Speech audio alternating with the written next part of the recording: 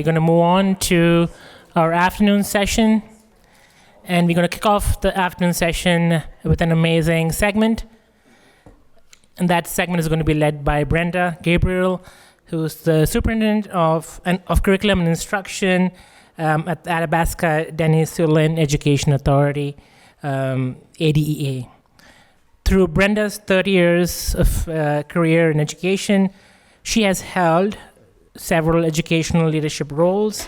She's worked as a school administrator in elementary, middle, and secondary levels, and been responsible for curriculum, assessment, innovative program initiatives, technology, and professional development. Let's join Brenda as she shares the journey of supporting all learners in Saskatchewan's first Indigenous Education Authority, ADEA. Thanks, Brenda.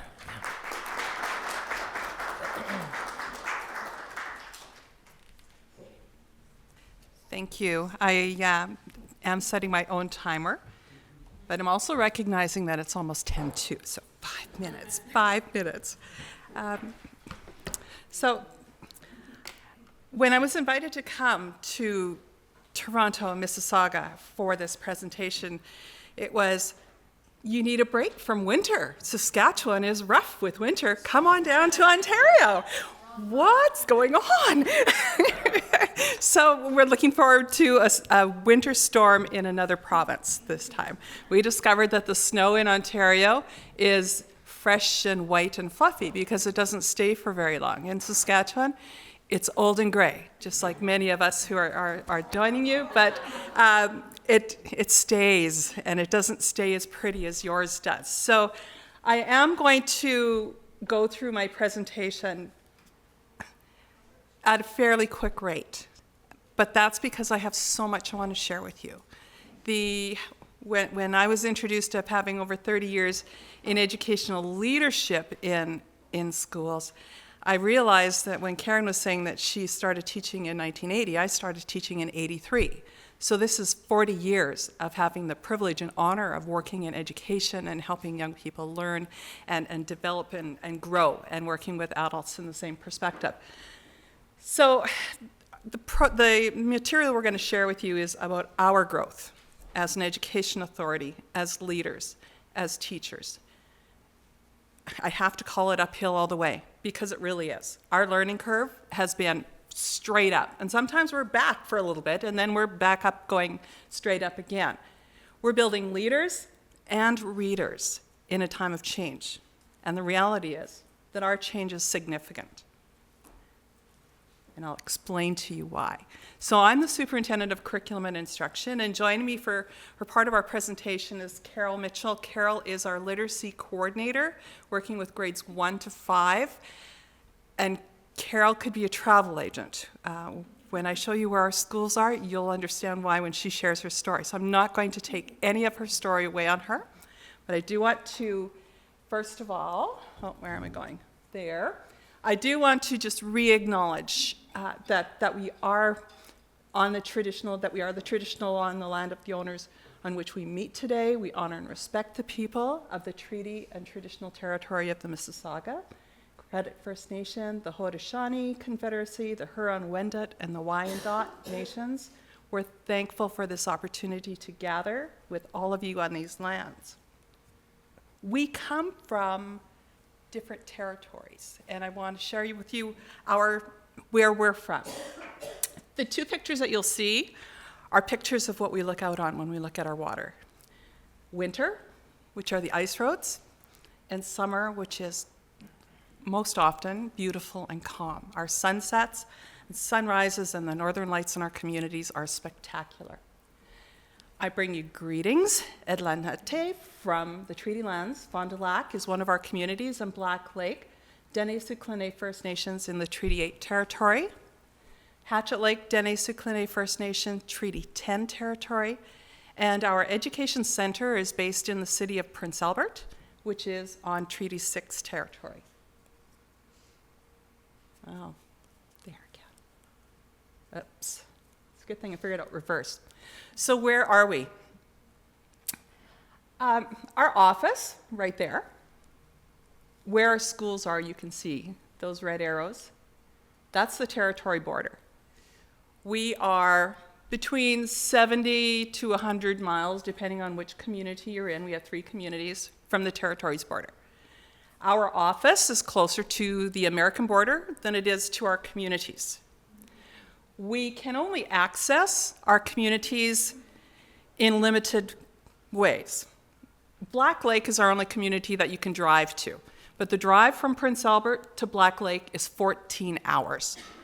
Our community members do this every weekend. They love it. It's nothing. They'll leave after school, they'll drive all night, they'll get to Prince Albert, and then they'll head back on Sunday and drive all night. That's the life they know.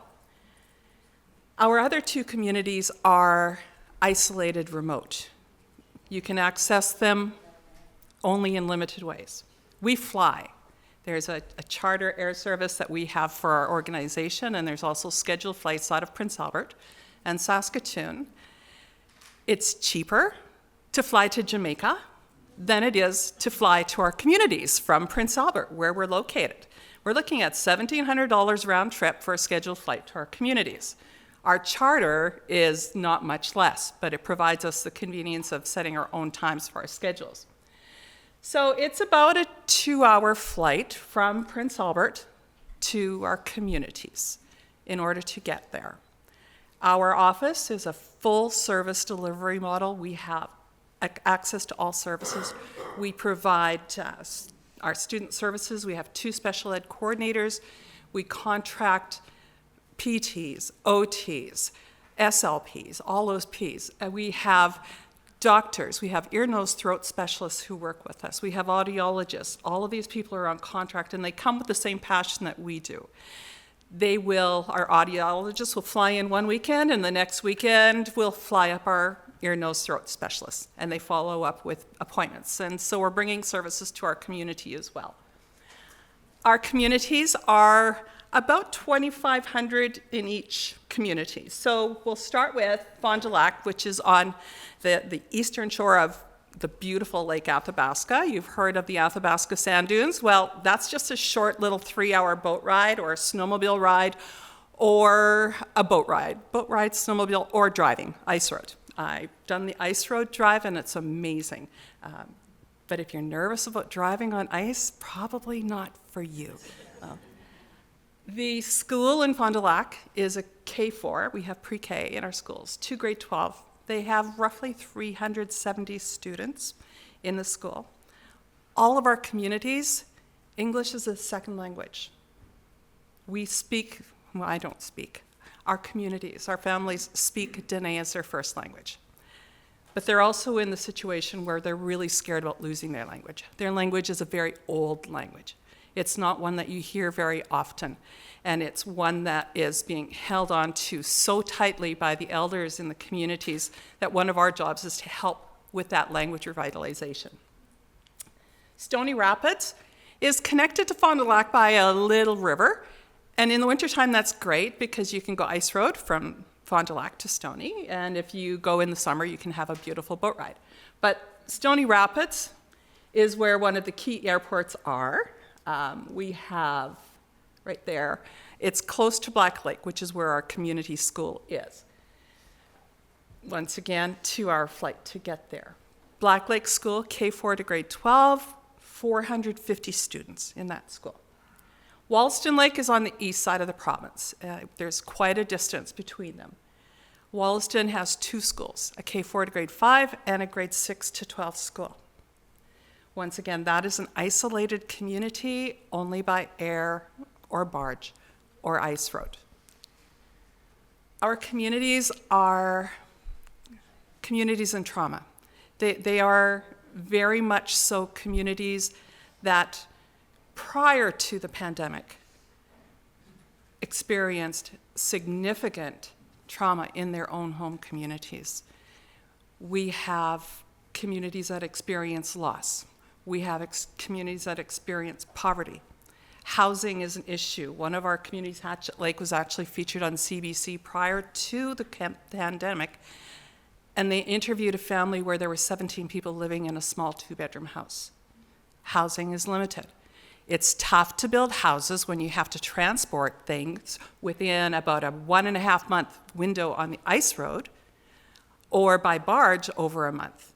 You can't transport all of that material that's required by air. So things are very limited. But we have people with big hearts, and they're very proud in their community to say that when you come to their community, you become part of their family. They don't see color, they see love, they see people. And that's the way that our organization functions. We are a family, very much so. So a little history. Athabasca Dene Education Authority, we're babies. We are babies. We came into existence in 2016. There was a program announced to implement the development of education authorities for First Nations communities. There was a discussion, there were meetings between those 3 communities I just shared with you about joining. And it took 2-3 years of discussions and meeting with communities and following through and talking to staff and every partner that was involved in all of this. And in March 18th, they developed a proposal, and the proposal was accepted. In August of 2019, the chiefs of the 3 communities gathered together and signed an agreement to form one education authority. Prior to the authority, the funding for education in the First Nations communities went to one organization that distributed it to those 3 schools, and they were band-run schools. Now all of that funding comes to our office, and every dollar goes back into the schools to support the education in those schools. We have yet to see increased funding, which we've been promised, but we know how that goes. We're working on it. We're working on that. So we started August 2019. We brought students into schools. We brought staff into schools. My role, I was not part of this development. At that point, in August 2019, I was invited to come and work with the schools, or with the association, with the organization, to develop leadership skills and job descriptions and protocols for education services. I was retired, and I'm probably one of the only people who've probably announced their retirement more times than Tom Brady, but I love what I do. I love being able to be in this role and make that change and that difference. And it's even more inspiring when you work with people who share the same vision. In March 20, even though I worked on the consulting, they were working on getting programs into the schools, kids were coming, everyone was afraid of this change. And it wasn't the change of a looming pandemic, it was the change of a brand new organization, new expectations, new Education Act. We had our own policies, we had our own procedures, and everyone in the communities were afraid. And we know how people deal with change differently. Some backs up, not going to do it. Others terrified, hiding, and some just jumping aboard, not really knowing what the change was going to be, but they were going to join it. March 2020, bang.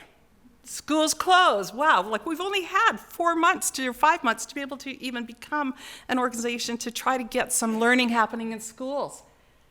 But we were faced with the issue of, what do we do now? Well, I'll tell you folks, beginning of April, we didn't know where anybody went. They heard the call that the schools were being closed and that we were all forced into isolation.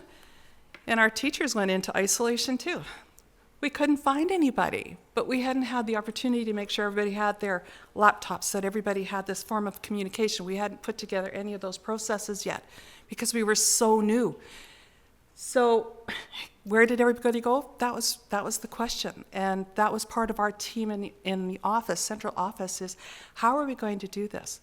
So now what we have, and we have the ministry saying every student progresses to the next grade, and if a student was registered in a high school course, whether they had attended it or not, they get the credit for that course.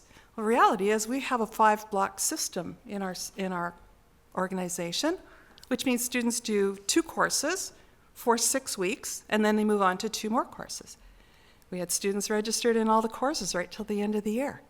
So we have students who received credit for classes that they hadn't even opened a book for or understood what it was about. But they received the credit for it, and we can't go back and change any of that. We can only choose to do better as we go.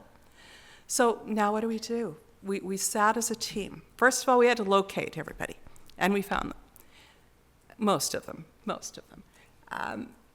We had to figure out how are we going to handle this, because nobody really knew what we were going to be doing, what it was going to look like for the fall. So we prepared for 100% remote teaching, which meant that we worked individually with teachers. When we could find them, we phoned them. We said, okay, now open up your laptop. This is how you log in. We went through all of those basic steps with these teachers, and we gave them one-on-one care to help them to be prepared. Now, nobody could really be prepared for what was ahead of us. We worked through a lot of things. But the one thing that we always had when we were working through everything was honesty and transparency, and the goal was to build trust. We truly believe that you must lead with your heart and show people your heart before you offer them your hand. They need to know that your heart is there to support them. So relationships have always been the most important part of what we do before we can grow. And when we show you what we've been able to grow with, you're going to understand how much effort we put into it and how rewarding that is for us. So in September to December, we started remote teaching.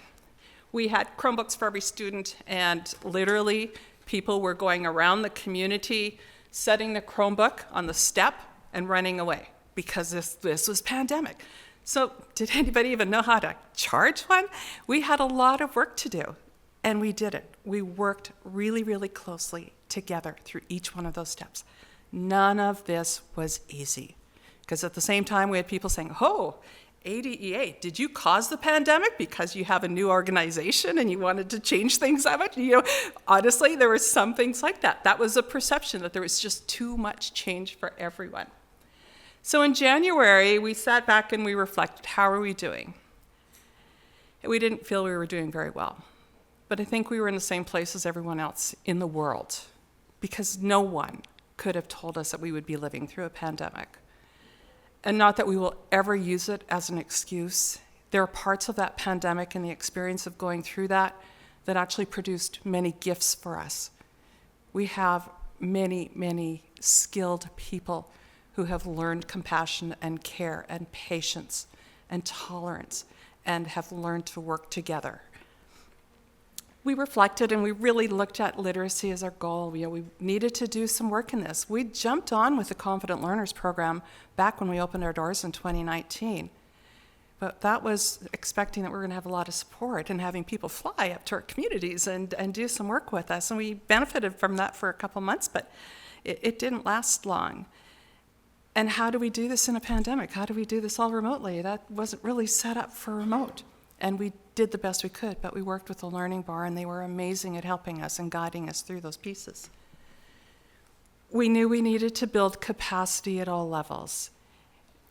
Our teachers, our administrators had not received a lot of professional development, and that's probably the best I can say.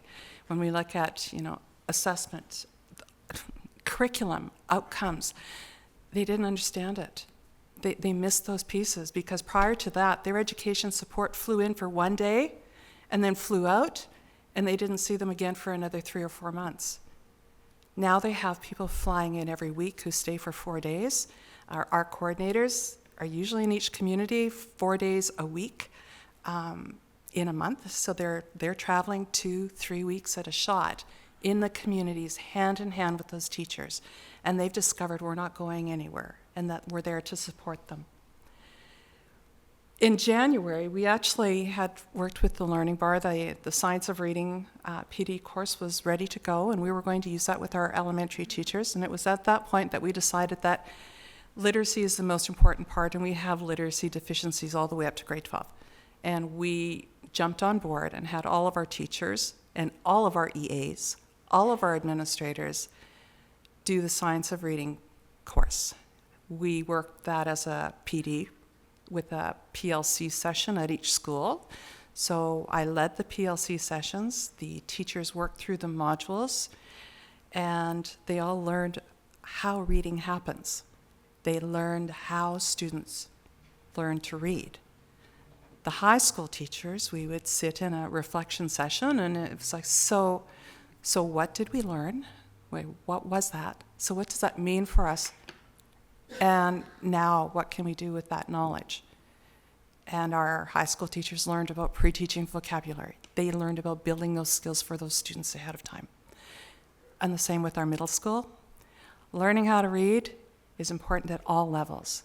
Our education assistants understood the processes, and we put through about 160 people through the Science of Reading course. And they proudly have their certificates on their walls and share them with everyone. And in September to December, we thought that we were coming back to normal teaching. Well, who knows what normal is anymore? And I don't like the term new normal. Let's just live. Let's just learn. Let's figure out what we're doing. There's nothing new about this. We've had challenges in education for a long time. I've been here for a long time. There's always been something. So from January to June in 2022, we took a really serious look at where we were at. And we weren't happy. We weren't happy with our results. We did benchmark assessments. Our students weren't strong enough. They didn't have the skills to be able to give us any data that was meaningful. And the data that we did receive, teachers didn't understand what they were getting. Our literacy coordinators worked with them to help them understand, but there was no direction. There was like, how do I get to the next step? How do I move? So we partnered with our partners who have been with us for a long time, and that's the Learning Bar. We're Learning Bar addicts. You need to know that. The Our School Survey, we use that. Without the Our School Survey in our schools, we would not qualify for the Jordan's Principal funding that we do that allows us to have 1.5 full-time mental health therapists in each one of our schools. That data is key. That is important. We do the early years evaluation. Absolutely imperative. And that what we find out is our students, I hate to say redlining, but our students are redlining, and redlining is never a good thing. Our students are coming into school with no language development. They don't have a receptive language. They don't have oral language in English or Dene. Part of the culture is to not speak a lot. And when you speak, people really listen. So it's a culture that doesn't have a lot of oral language to start with. We are involved in new pieces of the Learning Bar. In January, we had a really deep discussion about how do we impact change. Well, it starts at the top. Our leaders in our schools, our principals, our administrators, had never had a model of an administrator in the school who was an instructional leader. They'd only seen managers. And man, COVID hit and you had to manage even more. Our principals believe that where principals live is in their office, and that's where they do their work. It's changed. What we did was we met with Dr. Lums and we met with the entire team, because when I look here, I'm thinking, okay, these are all my family members because that's how close we've become. We met to look at how do we do this, and they talked about the leadership development program and connecting with Karen to work with our leaders. And that was number one, what we had to do. Because it didn't matter what we were doing in the classrooms. If the administrators were in the office and they weren't aware of the change and what the expectations were for teachers, or even what the teachers were doing, how did they support educators? How do they have knowledge of what's happening in the schools? How do we find out who needs what support?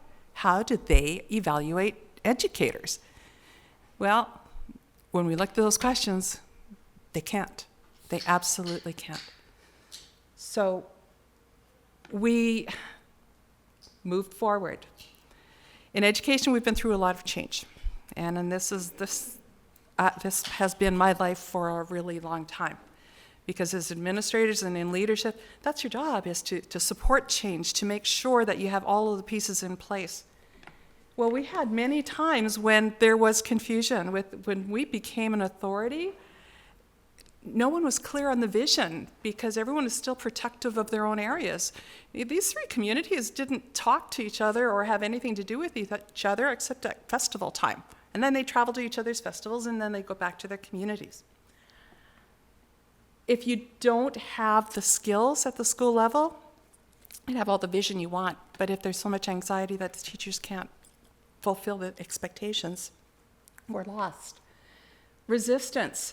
Well, incentives, that seems to be the big thing that we're on First Nations, in First Nations schools, at least up in our area, there were a lot of cash bonuses for teachers. You know, if you come to school for so many days, you get a cash bonus. If you do this with the students, you get a cash bonus.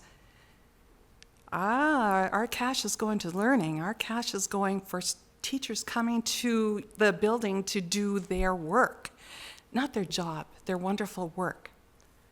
We had frustration. You know, if you don't have the resources and materials, you can't ask people to do their job if you don't give them what they need to be able to do it.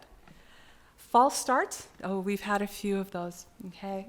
Those action plans, having clear steps, those SMART goals, missing, we're not starting. We're going to start over and over and over again. But we found the magic combination, and we found that with our partners in the Learning Bar and the support that we use and work together. So uphill for us, we realized that there are about 5 major factors. If we want to build leaders and readers, there are 5 major factors that we really had to look at. First of all, we have human beings in school being human. That's the children, that's the teachers, that's the EAs, those are the parents coming in. That's chief and council, those are all of the partners who are coming in, and we needed to reflect on that and what that meant for us. We needed to build teacher capacity. Our teachers deserve to have the best. They deserve to have that knowledge. They deserve to know what is happening and how we're going to support them. And they deserve to know, how are you going to know if you've accomplished something if you don't have a baseline, and how are you going to know when you get there if you don't have SMART goals? So we're learning, we're working through that. Leadership capacity, number one for us was building our leaders. Clear strategic plan, support, and data. 6 months ago, our teachers hated the word data. They did. That was the worst thing that we could have said to them. We need data. We're going to collect data. We're going to base everything that we're doing on individual student data. That's overwhelming. So we started with our leaders, and this was one of the first times that we were able to bring everyone down to Prince Albert from the communities. So in our schools, we have a full-time principal, full-time vice principal, and we have a school superintendent. The school superintendent is there as part of our agreement when we first became an authority to have local government, like local authority as well. It's changed, the role has changed greatly as we've evolved over the course of this 3 years. So our principal, vice principal, and a superintendent in each community. This was from last May when we gathered for the first time, and Karen traveled to Prince Albert, which was wonderful for us. Really excited that in this picture, there's only one person who isn't part of our organization anymore. I'm not happy that he's not part. I'm sad that he's not there, but everyone stayed in their position even after we scared the crap out of them, honestly. They stayed. They knew what the journey was going to be. When you look at this group of administrators, and you look at the principals, 2 for each school, so we have 4 schools, there are 8 leaders there. Our 8 leaders, in total, in experience of administration, had 8 years together. Not together in the room. Total years of experience. I brought in 40 myself, so that made me feel really old. So this was an opportunity to really shape leaders, to really help support them to really grow. So we grew. We did our leadership training with Karen, which was really, really powerful. Our leadership group meets bi-weekly, just as a local team. We meet online. We do everything online. We have to. And those are our local discussions. Those are our strategies, our goals. Our leaders meet weekly with their PLCs in their schools. We meet a lot. Our leaders meet with Karen once a month for 3 hours in a morning session as a group, and then they meet for an hour with Karen for their own individual mentorship training, and I get to meet with Karen regularly as well. Our leaders have developed 30, 60, 90-day plans for their schools. They have developed their own SMART goals for their schools. They have set their own goals and are evaluating their goals. So now they're working on their next set of 30, 60, 90-day plans. Our leaders for the first time saw themselves as leaders in an organization, not a leader in their school only in their community. So as a group, they established tight expectations for Athabasca Dene Education Authority leaders. What is it that they want for all of the schools, not just their school? This was one of the best exercises they could have done, because now they're talking about our children. And the communication between this group of people have increased. Like, they talk to each other almost on a daily basis. They're phoning each other, they're collaborating, they're working together, instead of being in their own silos and not having any communication with anyone. So I'm not going to read through the goals, but I just want to give you an idea. So they looked at evidence-based leadership. Before we started, they had no idea what that meant. Now they're living it. Instructional leadership at all levels. We're building leaders within schools. We want leader-filled schools. We want leader-filled organization. But we want everyone with the same goals. Culture-focused identity at all levels. The Denesuline culture is so important to our communities. They're so afraid of losing it. And it's going. So everything that we do in our schools has Denesuline land-based culture and language at the basis of it. We've just very proudly, we're excited that within 2 years, we developed our own Denesuline Knowledge and Perspectives math course that's been approved by the Ministry of Saskatchewan to be delivered throughout the province for schools. And we're excited because that's only the first step. We're moving into all of the curriculum areas on our high school. Shared leadership, collaborative PLCs, a way of living for us. And following that session, those 2 days of heavy-duty collaborating, the next week, we moved into round 2 because we knew literacy was our key goal. And we were very happy to have Dr. Willems and Dr. St. Croix travel to Prince Albert and join us.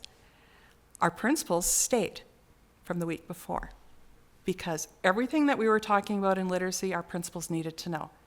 They have to have that knowledge. They need to understand what's happening, what the expectations are, and they have been with it every step of the way. And if they miss something, they're asking what's going on, how come this isn't happening, I don't understand why my team looks different, like why was that presentation different, and where we need to be. And so we had the presentation, Dr. Willems brought everyone on board.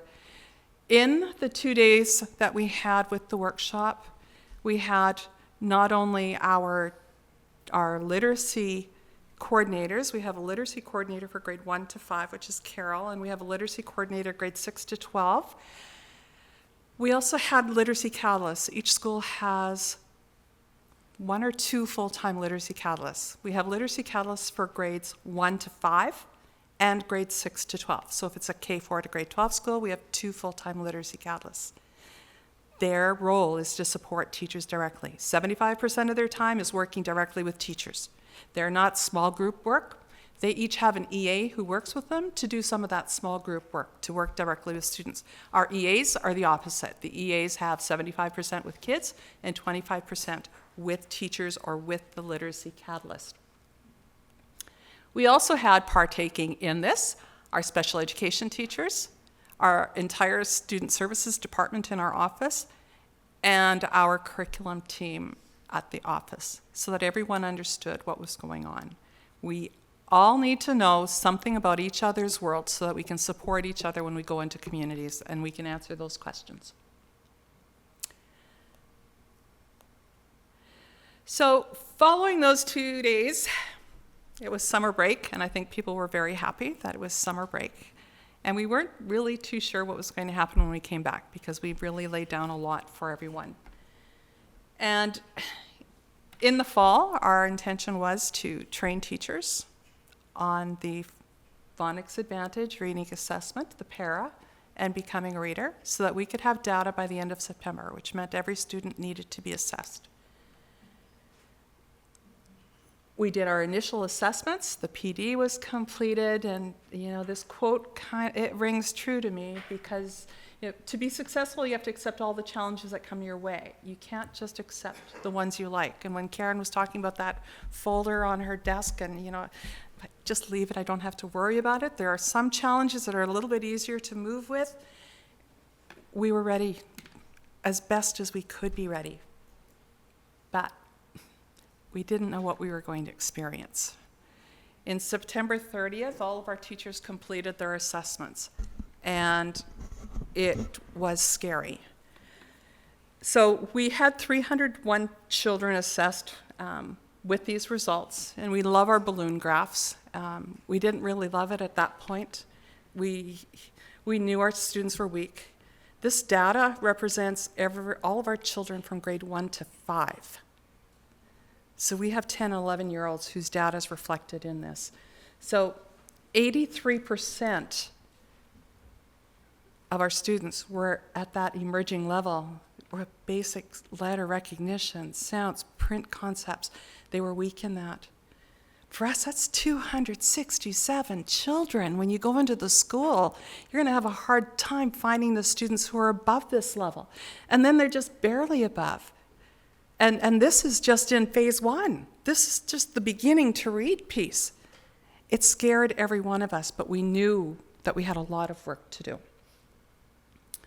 Teachers, they saw the data, and none of them ran, but they really were hoping that we would just let this fly and let it go. Some of the comments that you'll see here, the reality is that we have a tough time getting teachers up in our communities. Our biggest elementary school, which is the K4 to grade 5 school in Hatchet Lake, has 250 students. We started the year with 2 professional teachers. That's all we had. We had education assistants with big hearts and a great desire to do well. So as you see the progress, you're going to see how an education assistant who's willing to work, willing to learn, can do this. It doesn't take someone with a master's or a PhD to do this work. It's that clearly laid out. It's very structured, and the expectations are clear. So, yeah, they were reluctant to do it. They really thought it was an extra add-on. If we just sit back, we don't have to worry about it. We're not going to do it. It's all good. Unsure about the program. It's another program that's come in, and to be honest, we thought the literacy intervention program and the benchmark assessments, we'd done training on daily 5 and guided reading, all of those pieces. This was just another program. Lots of teachers reluctant. That's an understatement. But our focus was on student learning, and we knew we needed to climb. So when you look at those skills, our students, concepts about print, lowercase letters, uppercase letters, sound letter correspondence for 10 phonemes. That's it. And decoding words with those 10 phonemes. 267 children. We're on our way up that hill. We're seeing teachers instructing classrooms. We're seeing EAs, and our EAs are called teacher leads. That's what we call our EAs in schools who are in the classrooms. We're really excited that now we only have, we have 2 teacher lead EAs, and we've been able to fill the rest with professional teachers coming in. But the reality is that we left those EAs in those classrooms because they are the best support for those teachers who walked into those classrooms. So we're on our way up that hill. And the lady who really has her boots on the ground and that inspiration and working with teachers and those relationships is Carol Mitchell, and I'm going to let Carol tell her story because she's the one who's arm to arm, shoulder to shoulder with the teachers. Hi. My name is Carol, and I'm really happy to be here and be able to share with you our learning journey with the Confident Learners program. It's been a real journey. As Brenda said, it's uphill. And when I saw the title of our presentation, I'm like, yep, that's a good word for it. It's uphill. So I am the literacy coordinator, and so my work covers a really wide scope of activities. Technically, I'm supposed to work with the literacy catalyst and support her in her work with, or him, in their work with literacy. But when I first started, we only had one literacy coordinator and 3 schools. So I kind of jumped into being more of a coach in the beginning. So I work in each community 4 days of a week and once a month. So I have a pretty good handle of what's going on in our schools. So what I do is I work with the literacy catalyst, but I also work with each teacher. And every time I go to visit a school, I sit down with each teacher. We talk about how things are going. They share with me a lot of their frustrations and now a lot of their successes, which is awesome. So I give PD opportunities to them. I provide in-services. I provide materials for them. Whatever they're asking me for, whatever I'm hearing them say to me, I provide what they are saying that they need. So it's... I do a little bit of it online as well because I'm not in every community every week, and sometimes it's really hard, to get out to the community sometimes because of the weather and we have to fly, right? So there's been times I can't go out there. So I'll do the online stuff, but it's so much better in person. And so that's my role, and I'll just tell you a little bit about our journey now. So as Brenda said, in June, Doug and Norma came to ADEA office and they did some training with us on the Confident Learners program. It was quite an intense 2 days for most of our attenders. There was a lot of new things that they hadn't heard before. So once that was over and it was holidays for everybody else, sadly for me it wasn't. So I worked, I kind of dove into all the lesson or the courses, the science of teaching, the science of reading, the science of assessment, and the becoming a reader program, which is the first part of the Confident Learners. And as I went through all the information, I thought about it and it's like, our teachers are not going to have fun with this. This is very, there had been some PD given to them with their previous organization, but there was no follow-up on it. So teachers were basically just going back to doing their own thing. And this was going to be different for them because here they weren't going to have a choice. We're there in the schools all the time. We're meeting in PLCs. We're going to have a lot of supervision. And so it was going to be a tough sell for them. But when they, and it kind of was actually a tough sell for at the beginning because they were required to teach it. There was some pushback at the beginning. And it was a pretty tough go at first, actually, to be honest. When our teachers they had so much freedom to do what they wanted before. So I guess we had to think about how are we going to get these teachers to buy in, right? So of course, as teachers, we all go into the profession because we want our students to do well. And we want our students to flourish and to thrive, and we want them to have that opportunity to choose what they want to do when they get out of school. So our mantra became, we're doing this for our kids. That was it. It was that simple. We're doing this for our kids. And anytime there's a little bit of pushback, but you know what? It's hard, but we're doing this for our kids, right? And so anyway, in late August, Brenda and I started having meetings with our TLB team to work out details, and that was a real pleasure. Our TLB team is amazing to work with. It's a lot of fun, and they're so helpful to us. September rolled around, our hard work began, and we started out with the TLB team giving our teachers an overview of the program. And then they were given a short amount of time to kind of get their heads wrapped around that, to go into the science of reading, the science of teaching, and the Becoming a Reader program. And also there's something called the Progress Monitor. And so in that when we do the para assessment, then the Progress Monitor is where the teachers input the data, and that gives us the balloon charts that you saw earlier in Doug's presentation and in Brenda's presentation. That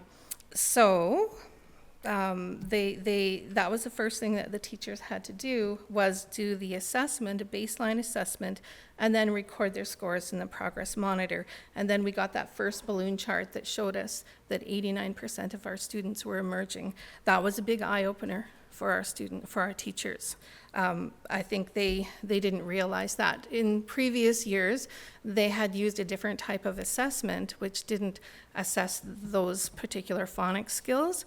And even though our students were not successful on the other types of assessments either, this one made it really more obvious, very obvious, that our students were failing terribly.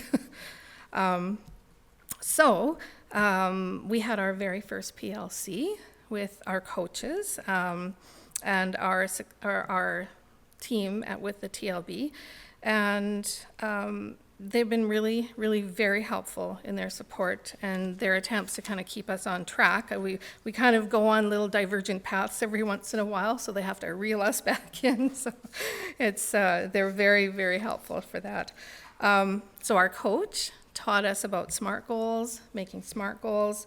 They taught us about how to do structured lesson planning, the 250-minute literacy blocks, all of those kind of things that a good classroom has in place in their daily schedule. So there was pretty hard pushback at first. Teachers kind of wanted to, some of them pretended that we weren't really there and they were not having anything to do with it. They were hoping we would eventually go away and leave them to do their own thing.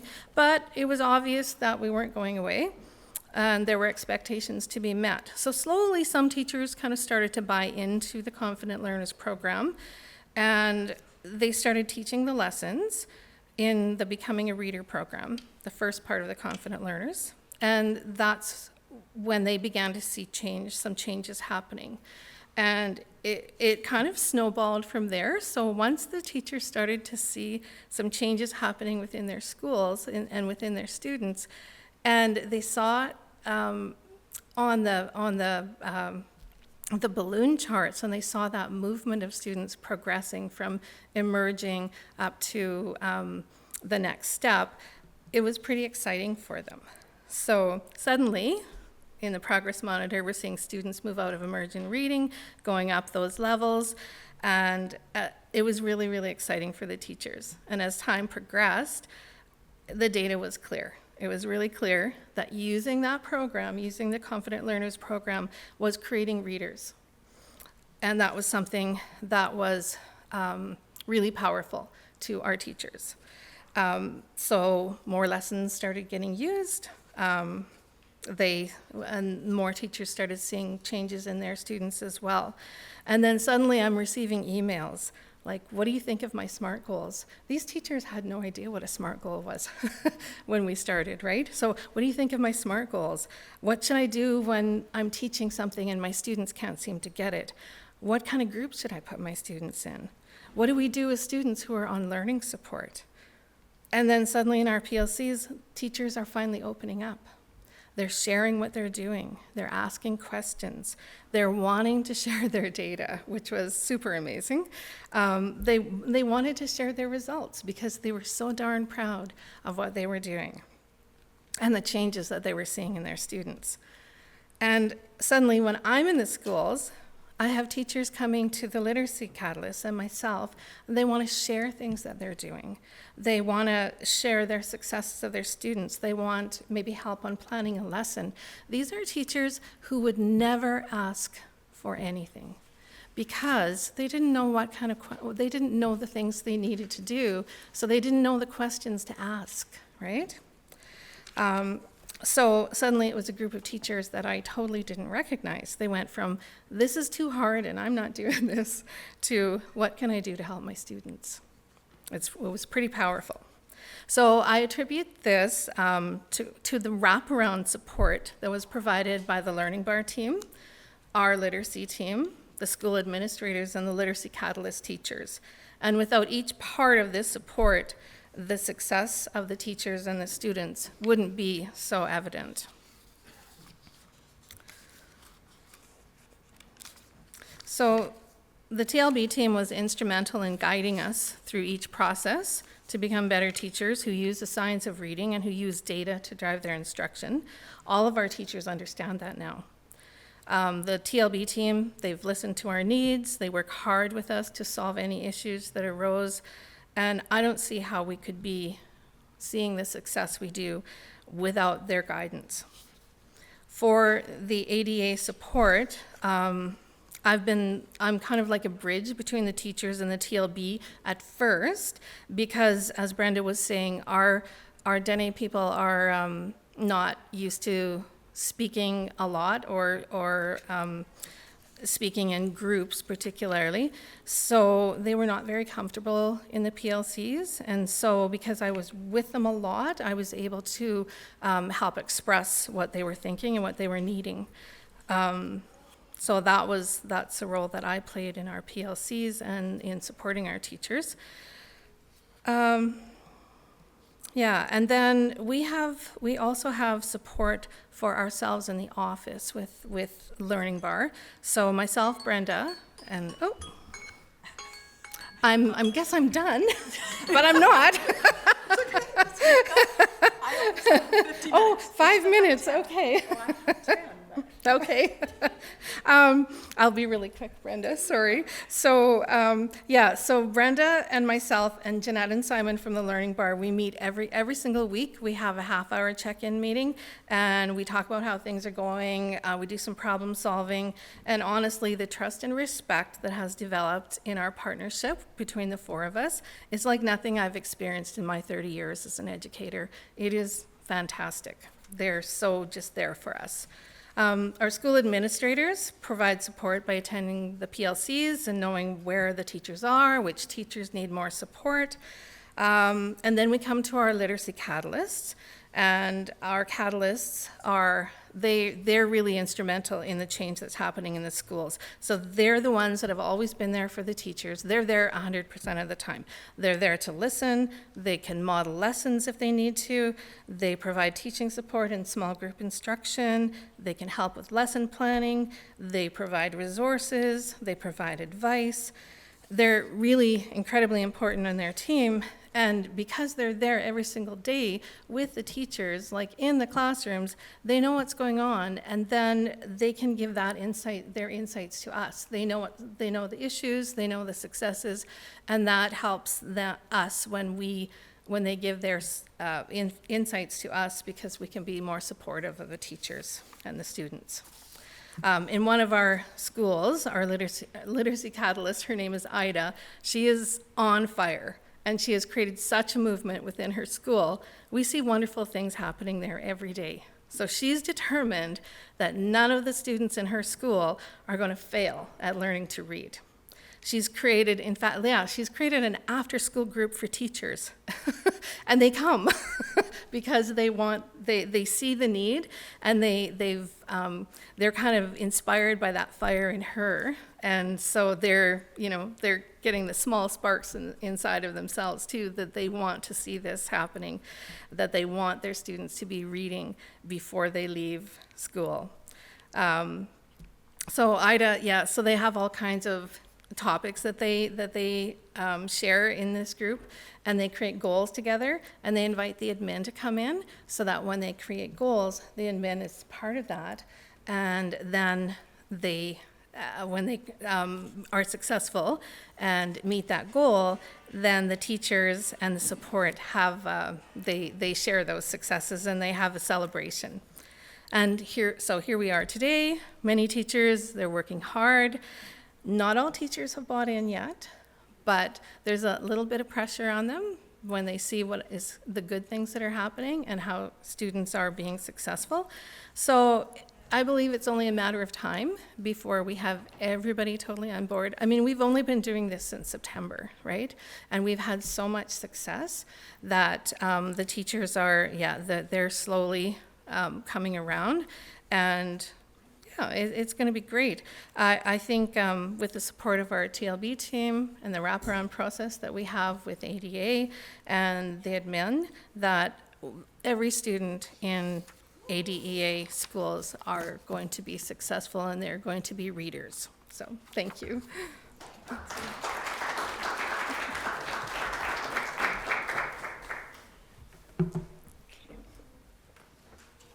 So this is when you say pedal to the metal time, Brenda. Okay. So we celebrate. We love to celebrate. We celebrate those small, small steps.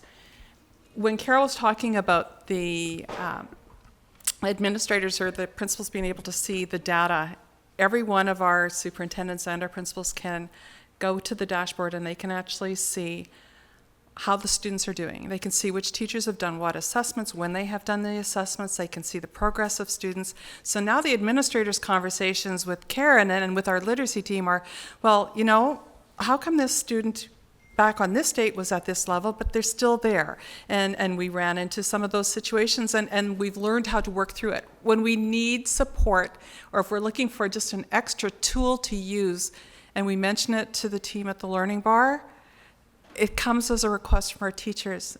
And lo and behold, in a little bit of time, the teachers have received what they've asked for. So it's empowering our teachers to understand that they're being heard. So we celebrate. When we celebrate, it's not with people in a room. We're celebrating remotely, and we're coming from all directions up north.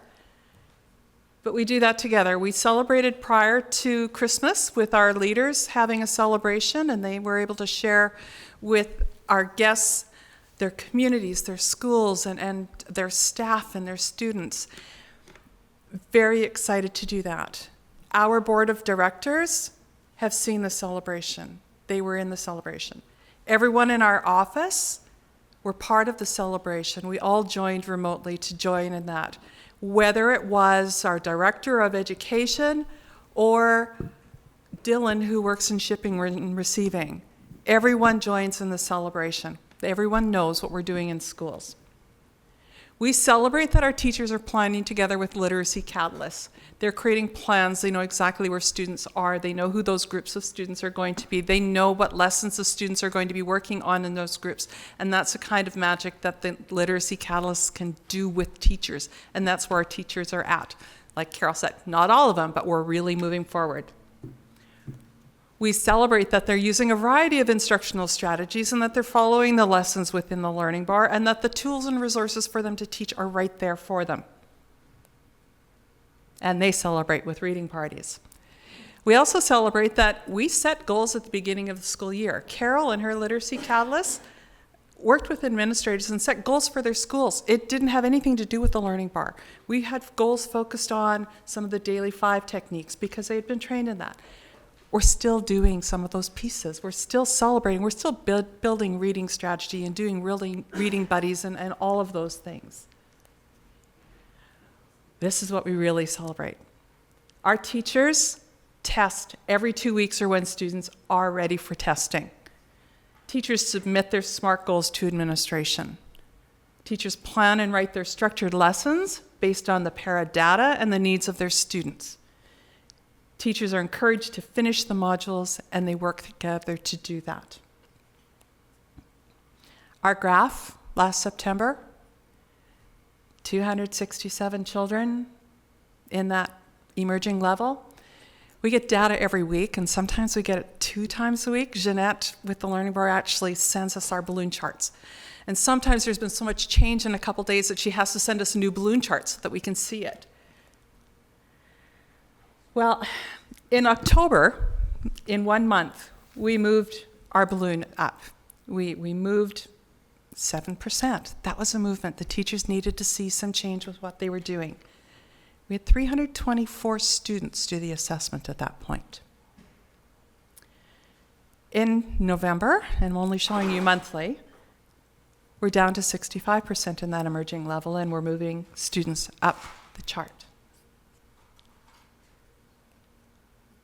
Oops. All right, jump to the exciting part. December, we're just under 60%.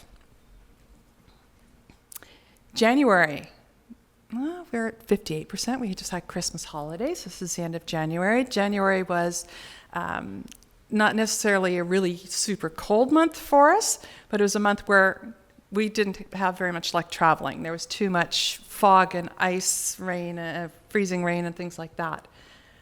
But we had 343 students tested in January. So 301 back in September. In February, it's our last assessment, we're down to under 50%, and this is the average across our organization.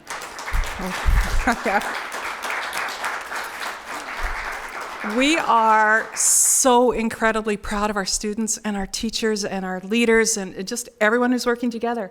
That means 200 young people have moved out of that emerging level, and we've only done this for 4.5, 5 months of data. It's amazing. So how do you not jump on board that? How do the teachers say, oh, that's not working? They're seeing it and they're asking. So in January, we actually had a celebration where the Literacy Catalysts celebrated, and we brought everyone together remotely, and they were able to share what they were doing in the schools. The interesting part that came out of that is that they each got to see each other's work, and they had just spent 2 weeks before that. Carol had brought in grade 1 to 3 teachers and grade 4 to 5 teachers for week-long workshops. A week-long means 3 days for us, but week-long. And they got to collaborate with each other. That's the first time ever. They've never sat down with teachers from the other schools, and they worked through things together. When we did our celebrations, each school did their celebration independently, but everyone saw the celebrations, all the leaders in the schools, everyone in our office. We've shared portions of it with our board, but the one piece that just jumped out, we have one school that we really, we hold one of our administrators because he digs in so much and he's working so hard, and he's gets his SMART goals done, and their team works together incredibly. And, he was looking at his data and it's not working, it's not moving. And then we had the celebration, and his staff went first. We were celebrating literacy, but we didn't get very much in the celebration from them. We actually had Jolly Phonics mentioned, and we had one teacher who said, I don't do groups, it's too much work. And our principal was devastated. So all of the support and work that he thought he was doing, he was missing some really important pieces. He was asking the teachers, are you doing the work? Yep, we're doing the work. All of a sudden it made sense why some people were stuck at certain levels. And now we have it so we can check to see when the last assessment was done and go with those measures. But those teachers are working with very structured expectations at their school now. And that's the difference that it makes, having the leaders involved in every part of that. The other 2 schools celebrated showing how their teachers were planning. They celebrated with the interviews of teachers. They talked about the activities they were doing and the extra meetings they were having. But we didn't have that at that other school. I think we would now. So that's our celebration. Our students are reading. Our reflections are much different now. Once I became familiar with the program and with the help from the Learning Catalyst, I began to understand para. I held after school meetings to discuss the program, help us to understand how the program works. After the meetings, I did my own homework on the science of reading. We have teachers who are taking their own online courses on this now, which is it's so exciting. The educators' thinking has shifted, and they are starting to adopt the skill-based sequence approach to teaching reading from one of our literacy catalysts. The learning bars help my students to reach their potential. They know where their kids are at.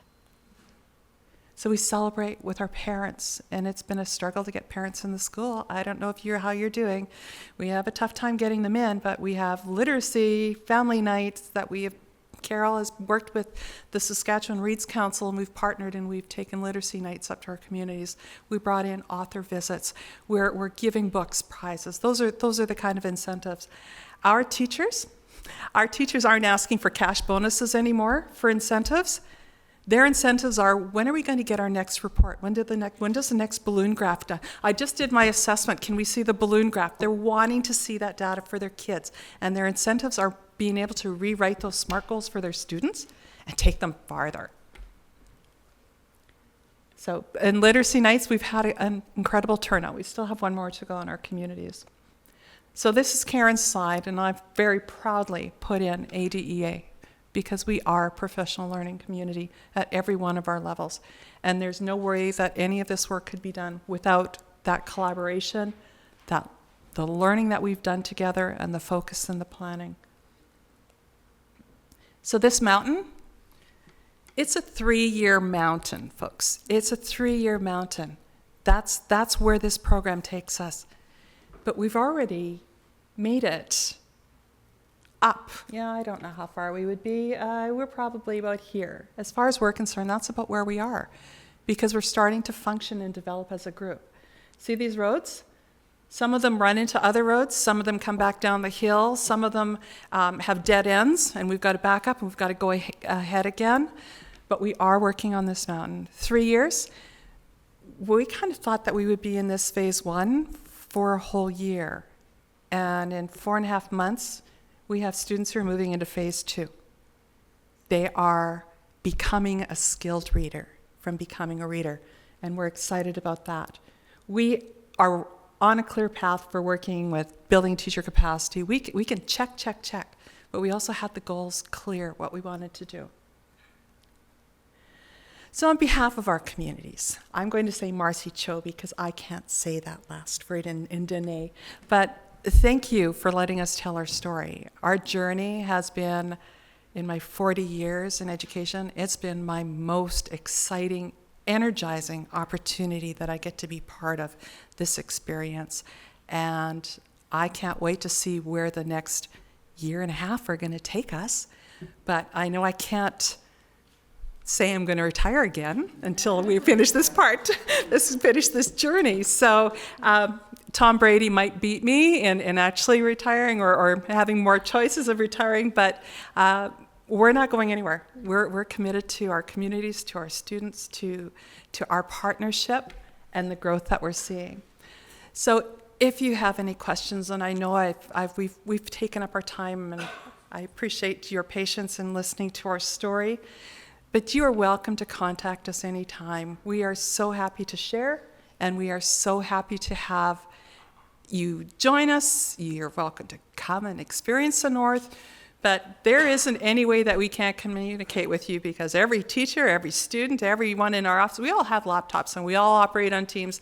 We can talk to anyone around the world. So please don't hesitate to reach out to us. We're just a very proud organization, proud of our communities, of the people who work in our communities, proud of our children, and proud of our culture and language. So thank you very much.